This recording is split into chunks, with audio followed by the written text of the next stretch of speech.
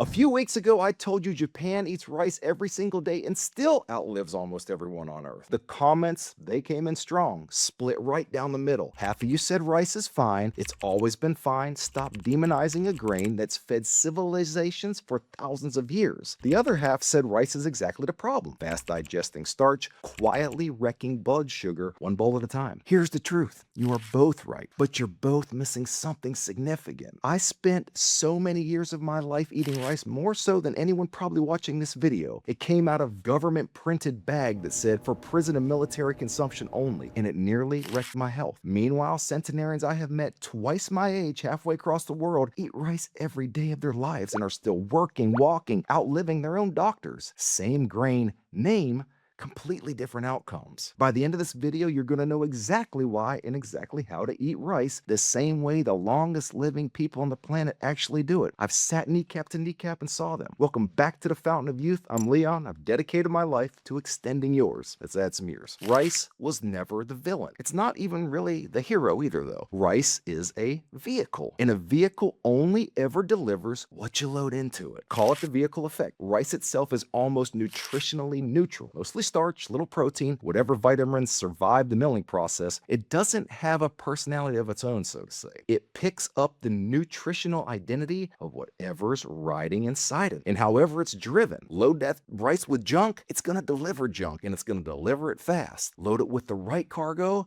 and it becomes one of the most sustaining foods on the planet. Rice isn't the villain, it's the vehicle. Let me take you back to the chow hall. 22 years in the Marine Corps, and for a good stretch of it, my job was simple. Eat, get bigger, get stronger, get faster. And rice was the cheapest, fastest way to do that. And rice we were issued, it came in giant duffel bag sized bags stamped right on the side. This is no joke, for prison and military consumption only. Somewhere a supply manager decided Marines and inmates had the exact same nutritional standards, undercooked, plain, super processed, mass quantity, not quality, as cheap as it gets rice. That's a villain. And here's how we ate it. Rice took up 2/3 of the tray. We buried it in salt and hot sauce until it barely even resembled food anymore. And we ate until our stomachs physically couldn't hold another bite. Of course, 15 minutes later, we're bloated, heavy-legged, fighting to keep our eyes open standing up. We used to joke we could fall asleep like mid-stride after the chow hall. This wasn't the rice's fault. It's where it came from, how it was prepared, how much we consumed of it, and what it was eaten with. That's where rice gets the proper villain card. Now compare that to my closest friend in Japan, Michiko, 101 years old, a woman that I have grown to love and respect, a wonderful relationship. She lives outside the big cities,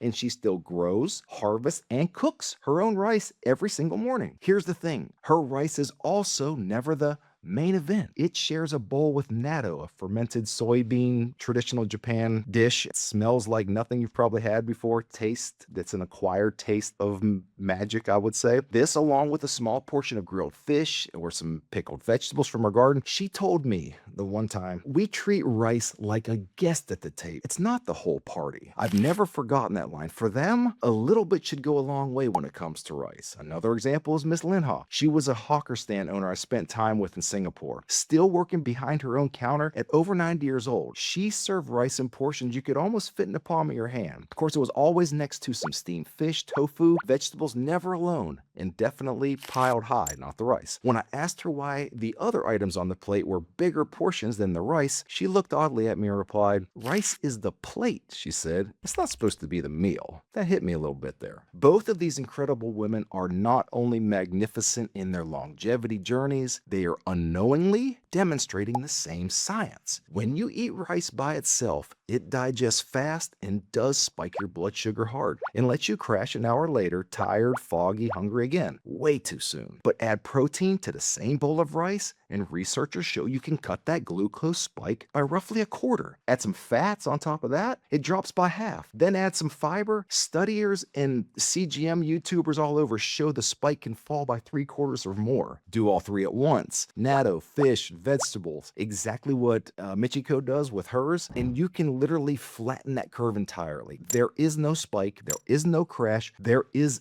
an amazing delivery of macro and micronutrients throughout the body. This is feeding hormones and all those operational systems. Do that meal after meal for 80, 90 years, and you're not aging the same way the rest of us are. Quality matters too, and this is the part almost nobody talks about. Rice, more than most grains, can absorb arsenic from the soil and the water it's grown in. This is a huge problem right now. Rinsing it doesn't even touch it. That's actually a myth I believed for years myself. What does work is cooking it the way you'd cook pasta.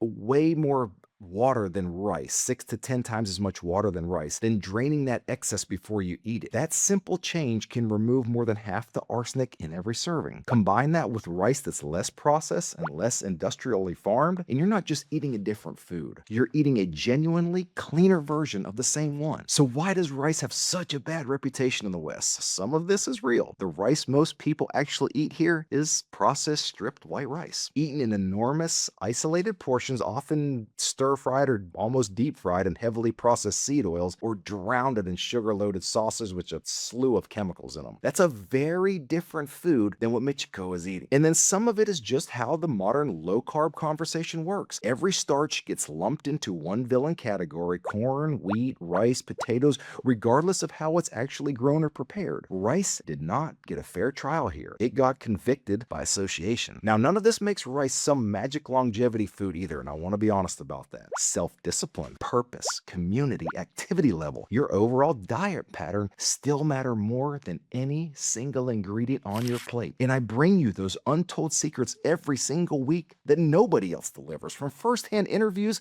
observations, and encounters with the longest living people on the planet. I care about you, and I want to see you thrive in this life. Please consider subscribing. I don't want you to miss a single one. My channel is full of them. So here's exactly how the longest living rice eaters on earth actually do it, and how you can start doing the same thing tonight. 1. Never eat rice alone. Every single time, pair it with a protein, a healthy fat, some fermented food, fish, tofu, avocado, vegetables, anything that slows down how fast that starch is going to hit your bloodstream. 2. Cook it in excess water like a pasta. Drain it instead of rinsing it or hoping for the best. That one change measurably cuts the arsenic and other farming chemical contents. 3. Keep rice as a supporting player on the plate, not the main event. If it's covering 2/3 of your plate, it's driving the meal instead of riding in it. 4. Slow down and stop around the 80% fullness feel. The Okinawans call it hara hachibu, and it works. The brain needs a solid 15 to 20 minutes to catch up with that stomach. Rushing past that window is how a reasonable portion turns into the kind of meal that puts you to sleep while you're on your feet. Rice was never the enemy, and it was never the miracle either. It's a vehicle. What you load into it, how much of it you let take over your plate, decides which ride you're on. If this is the kind of thing that actually changes how you eat tonight, not just how you think, hit subscribe. This is exactly the kind of channel that exists for you to keep coming back to